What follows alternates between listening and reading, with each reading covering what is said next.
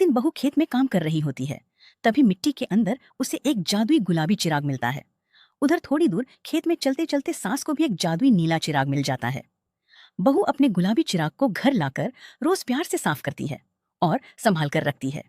लेकिन उधर सास अपने नीले चिराग को एक कोने में फेंक देती है और पूरा दिन मोबाइल पर इंस्टाग्राम की रील्स देखने में बिजी रहती है। एक दिन बहू चिराग को साफ करते करते उसे रगड़ देती है। तभी उसमें से एक विशाल और दिव्य गुलाबी जिन्नी बाहर आती है। जिन्नी बहू की देखभाल और सादगी से खुश होकर उसे अपने विशाल हाथ पर बैठाकर एक ऐसे जिन्न देश में लेकर जाती है जहां चारों तरफ सोना, हीरे और चमकते खजाने भरे हुए थे। बहू इतना सब देखकर भी लालच नहीं करती और सिर्फ थोड़े से हीरे लेकर वापस आ जाती है।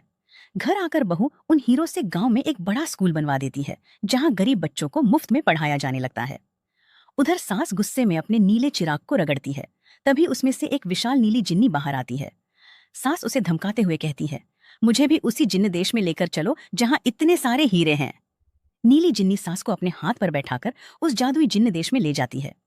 लेकिन वहां पहुंचते ही सास लालच में पागल हो जाती है और ढेर सारे हीरे और सोना उठाने लगती है।